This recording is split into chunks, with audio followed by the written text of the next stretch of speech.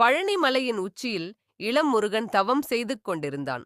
அவன் முகத்தில் கோபமும் இல்லை, அகந்தையும் இல்லை. சிவஞானம் மட்டுமே ஒளியாக பிரகாசித்தது.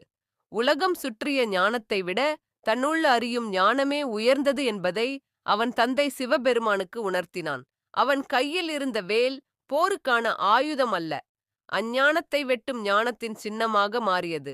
அந்த நாளிலிருந்து பழனி முருகன் பொறுமை, பணிவு, ஞானத்தின் தெய்வமாக மக்களால் போற்ற. பழனி மலையின் உச்சியில் இளம் முருகன் தவம் செய்து கொண்டிருந்தான். அவன் முகத்தில் கோபமும் இல்லை, அகந்தையும் இல்லை. சிவஞானம் மட்டுமே ஒளியாக பிரகாசித்தது. உலகம் சுற்றிய ஞானத்தை விட தன்னுள்ள அறியும் ஞானமே உயர்ந்தது என்பதை அவன் தந்தை சிவபெருமானுக்கு உணர்த்தினான். அவன் கையில் இருந்த வேல் போருக்கான ஆயுதம் அல்ல, அஞ்ஞானத்தை வெட்டும் ஞானத்தின் சின்னமாக மாறியது.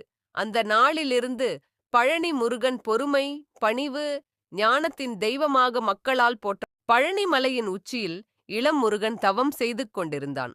அவன் முகத்தில் கோபமும் இல்லை, அகந்தையும் இல்லை. சிவஞானம் மட்டுமே ஒளியாக பிரகாசித்தது. உலகம் சுற்றிய ஞானத்தை விட தன்னுள்ள அறியும் ஞானமே உயர்ந்தது என்பதை அவன் தந்தை சிவபெருமானுக்கு உணர்த்தினான். அவன் கையில் இருந்த வேல் போருக்கான ஆயுதம் அல்ல, அஞ்ஞானத்தை வெட்டும் ஞானத்தின் சின்னமாக மாறியது. அந்த நாளிலிருந்து பழனி முருகன் பொறுமை, பணிவு, ஞானத்தின் தெய்வமாக மக்களால் போற்ற. பழனி மலையின் உச்சியில் இளம் முருகன் தவம் செய்து கொண்டிருந்தான். அவன் முகத்தில் கோபமும் இல்லை, அகந்தையும் இல்லை. சிவஞானம் மட்டுமே ஒளியாக பிரகாசித்தது.